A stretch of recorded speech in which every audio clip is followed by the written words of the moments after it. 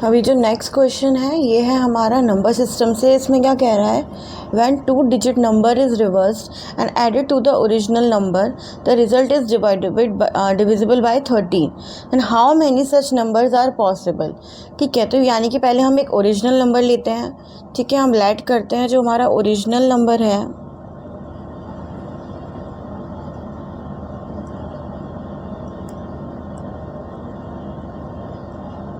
जो हमारा original number है वो कितना हमने ले लिया, 10x + y ले लिया। अब इसमें क्या बोला है, अब इसी नंबर को हमें क्या करना है, रिवर्स करना है। ठीक है, तो हमारा जो रिवर्स होगा वो कितना आ जाएगा, हमारा 10y + x आ गया। ठीक है, अब इस दोनों नंबर को हमें ऐड करना है, यही बोला गया है ना। उसका result reverse and added to the original number, reverse कर दिया, अब क्या है उसको ओरिजिनल नंबर में हमें ऐड करना है। तो ऐड करके हमारा रिजल्ट क्या आएगा, 11x + 11y, ये आ गया। ठीक है, अब ये जो हमारा पर्टिकुलर नंबर है 11 हम यहाँ से कॉमन ले लेंगे और ये हो गया हमारा x + y। अब ये जो हमारा नंबर है वो किससे डिविजिबल है, 13 से डिविजिबल है। ठीक है, तो हमें बताना है कि ऐसे कितने नंबर हमारे पॉसिबल्स हैं। ठीक है, तो हम यहाँ पर अगर देखें कि 11 तो ठीक है, लेकिन जो हमारा 11 है वो 13 से तो डिविजिबल नहीं है। ठीक है, तो यानी कि अगर ये पर्टिकुलर नंबर, जो हमारे पर्टिकुलर नंबर है, ये अगर 13 से डिविजिबल है, जिसमें कि 11 डिविजिबल नहीं है, इसका क्या मतलब है, जो हमारा x + y है वो हमारा 13 से डिविजिबल होना चाहिए, तभी ये पूरा नंबर कितना होगा, 13 से डिविजिबल होगा। अगर अब हम यहाँ देखें x + y अगर 13 से डिविजिबल है, तो यानी कि पहला क्या उसका सम पॉसिबल है, 13 होना चाहिए। ठीक है, दूसरा क्या हो सकता है, यहाँ पे 13 का बेसिकली मल्टीप्लाई में होना चाहिए, तो हम 13 ले सकते हैं। तो जो हमारा नंबर है ना वो क्या 13 से ही डिविजिबल हो सकता है, 26 से तो नहीं हो सकता, क्योंकि यहाँ पर क्या आएंगे, 26 के लिए क्या दोनों नंबर 10 से बड़े होने चाहिए, लेकिन यहाँ पे तो ये पॉसिबल नहीं है। यहाँ पे क्या है, दोनों नंबर हमारे क्या होंगे, 10 से छोटे ही होंगे। यहाँ पे डिजिट की बात हो रही है तो वो डिजिट्स वो क्या है, 10 से छोटी ही होंगी।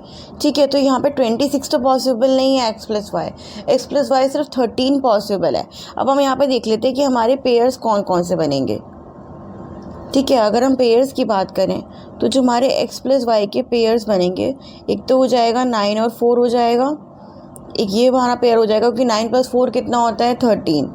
दूसरा क्या बन जाएगा हमारा 8 और 5, ये भी 13 होता है। तीसरा हो जाएगा 7 और 6 और 6 और 7। ठीक है, ये अलग अलग हम लेंगे नहीं, इनको हम अलग अलग ही लेंगे, एक नहीं लेंगे 7 और 6, क्योंकि यहाँ पे हम x की और y को अलग अलग वैल्यू दे रहे हैं। तो यहाँ पे x y की अलग वैल्यू है 7 6, वहाँ पे x + y की अलग वैल्यू होगी 6 7, तो इसलिए दोनों को हम एक ही नहीं मानेंगे, अलग अलग मानेंगे। ये हो गया। फिर और क्या हमारे पास आएगा, 5 8 और क्या आएगा, 4 9। तो हमारी 6 वेज हैं। ठीक है, ये आंसर होगा, इसका आंसर होगा 6। अभी जो नेक्स्ट क्वेश्चन है हमारा ये है फंक्शन से। इसमें क्या कह रहा है, अगर f(x) = क्या है, 3x³ + 2x² + x + 1/x and + 2x² + 3x³। ये हमको पूरा f(x) का फंक्शन दिया हुआ है, इस तरह से फंक्शन है f(x) का। और हमसे पूछ क्या रहा है, हमसे वैल्यू पूछी जा रही है, find f2/f1/2 + f3/f1/3 and up to f9/f1/9। ठीक है, तो हमसे इसकी वैल्यू पूछी जा रही है, तो क्या करेंगे, क्वेश्चन देखते हैं, हमको समझ जाना चाहिए, क्योंकि यहाँ पे क्या एक फंक्शन अगर x में है तो उसी का हमको 1/x में दिया हुआ है। यहाँ पर भी हमसे एक f2 है तो 1/2 हो गया। तो मतलब क्या है, हमें यहाँ f(x) है तो मुझे क्या निकालना पड़ेगा, यहाँ पे f1/x निकालना पड़ेगा। तो चलिए सबसे पहले हम वही करते हैं, f1/x हम निकालते हैं। f1/x निकालेंगे तो क्या होगा, यहाँ पर 3/x³ हो जाएगा + 2/x² + 1/x + x + 2x² और + 3x3। यानी कि यहाँ से मुझे क्या मिला, ये जो f(x) है और ये f1/x है, ये तो इक्वल ही हो गए।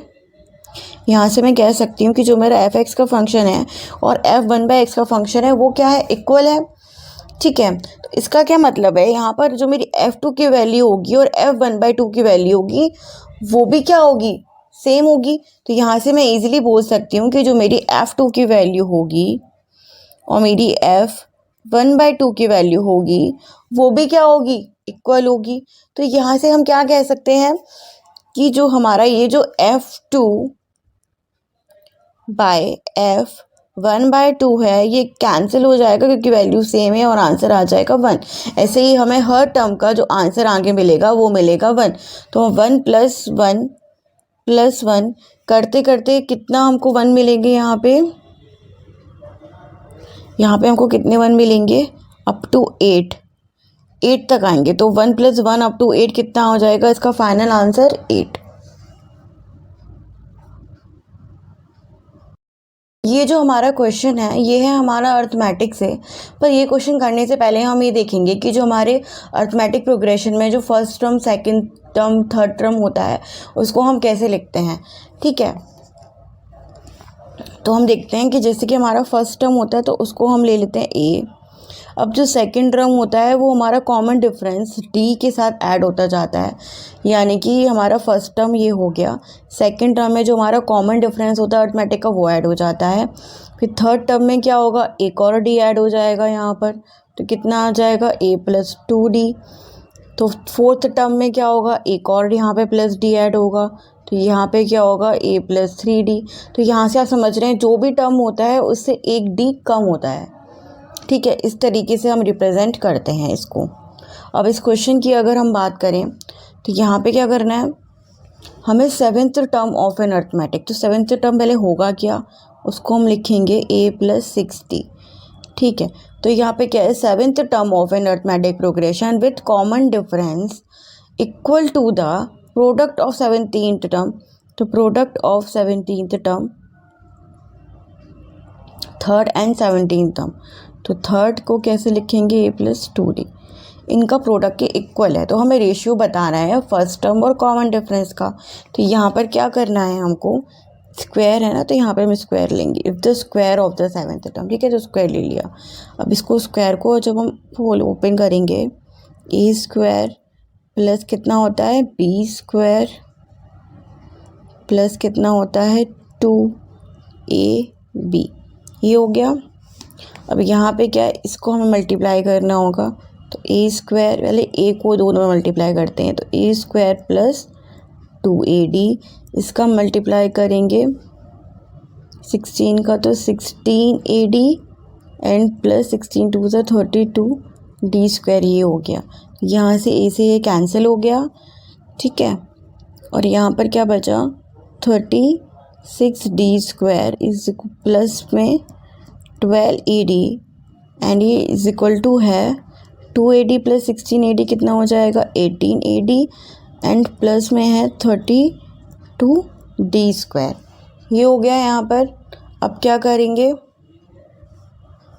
अब इसको हम आगे सॉल्व करेंगे, तो यहाँ पे 36d² है, यहाँ पे 32d² है, तो कितना आ गया 4d²।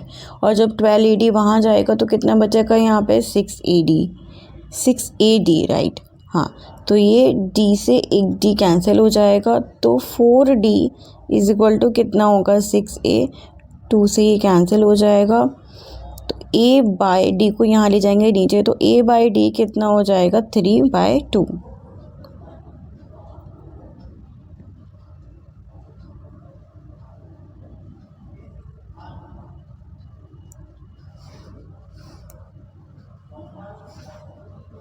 यहाँ पे हम इसको नीचे ले जाएंगे a/d को, तो यहाँ पे 2 इधर नीचे आएगा, तो ये हो जाएगा 2/3। तो a/d और का रेशियो कितना आ गया, 2:3। यही हमसे पूछा था, ratio of the first term to the common difference. ठीक है, तो इस क्वेश्चन के लिए हमको अर्थमेटिक की जो बेसिक प्रॉपर्टी है वो पता होना चाहिए, मतलब इतना ही पता होगा कि अर्थमेटिक क्या होता है, उतना भी अगर पता है तो भी हम ये क्वेश्चन ईजिली सॉल्व कर सकते हैं। अभी जो हमारा नेक्स्ट क्वेश्चन है ये है लॉग से। तो इसमें हमको क्या दिया हुआ है, log x बेस 3 वो इक्वल है log y बेस 12 के और ये इक्वल है a के, ठीक है। जहाँ पर जो हमारा x और y है वो क्या है, हमारे पॉजिटिव नंबर्स हैं। और क्या दिया हुआ है यहाँ पर कि g is the geometric mean. g क्या है, ज्योमेट्रिक मीन है x एंड y का। तो हमको क्या बताना है, log g की वैल्यू हमको बतानी है, ठीक है। तो ये हम कैसे करेंगे, तो पहले तो हम यहाँ से x और y की वैल्यू निकाल लेते हैं, ठीक है। तो log की ये प्रॉपर्टी होती है, अगर इसमें ऐसे लिखा है log x base 3 is equal to a, तो x की वैल्यू निकालनी है। तो यहाँ से क्या होता है, ये उधर चला जाएगा 3 और a पावर में आ जाएगा। ये हमारी log की प्रॉपर्टी होती है, ठीक है। तो यहाँ पर x की वैल्यू ऐसे आ गई और y की वैल्यू कैसे आ जाएगी, यहाँ पर 12 की पावर a। तो यहाँ पे हमें x और y की वैल्यू मिल गई। अब नेक्स्ट हमको क्या बोल रहा है कि जो x और y है वो क्या है, ज्योमेट्रिक मीन, मतलब g क्या है, ज्योमेट्रिक मीन है x एंड y का। तो ज्योमेट्रिक मीन क्या होता है, ज्योमेट्रिक मीन होता है अंडर रूट में x इंटू वाई, ठीक है। तो ज्योमेट्रिक मीन होता है अंडर रूट में x इंटू वाई, इसलिए मैंने यहाँ पे x और y की वैल्यू निकाली है। अब ये वैल्यू आ गई, तो अब क्या करेंगे, बस हमको वैल्यू पुट करनी है इसमें। तो जहाँ पर है 3 की पावर a, अब यहाँ पे क्या करेंगे, इसको हम ब्रेक कर लेंगे 3 की पावर a में इंटू 4 की पावर a में। तो अब यहाँ पर अंडर रूट में क्या आ जाएगा, यहाँ पर अंडर रूट में आ जाएगा 3 की पावर 2a और इंटू 2 की पावर 2a। 4 को हम क्या लिख लेंगे, 2 का स्क्वायर में चेंज कर लेंगे। तो स्क्वायर रूट से बाहर क्या आएगा, 3 की पावर a इंटू 2 की पावर a, ठीक है। तो जब भी यहाँ पे अगर पावर सेम हो तो ये नीचे वाला जो हमारा बेस होता है वो मल्टीप्लाई हो जाता है। तो यहाँ पर आ जाएगा 6 की पावर a। अब हमसे पूछा क्या था, क्वेश्चन में हमसे पूछा है log g is equal to, तो यहाँ पे हमने अभी क्या करी है, g की वैल्यू फाइंड आउट करी है, ठीक है। अभी हम यहाँ पे g की वैल्यू फाइंड आउट करी है, तो ये हमारी g की वैल्यू ये है। अब हमसे क्या पूछा है, log g पूछा है। तो log g कितना होगा, log 6 की पावर a, ठीक है। तो log g की वैल्यू क्या आ जाएगी, g की जगह हम ये लिख देंगे। अगर यहाँ पे हमारा बेस 6 दिया होता, जो हम लेट कर लेते हैं क्योंकि हमारे यहाँ पे 6 की पावर में ही है, तो अगर हम यहाँ पे 6 लेट कर लें या क्वेश्चन में 6 दिया हो तो यहाँ पे भी बेस 6 आ जाएगा। और अगर बेस 6 है और वैल्यू 6 है, मतलब log 6 जिसका हमारा बेस भी कितना है 6, तो ये पूरा मिलके हो जाएगा 1। तो हमें यहाँ आंसर कितना मिल जाएगा, सिर्फ a रह जाएगा यहाँ पर।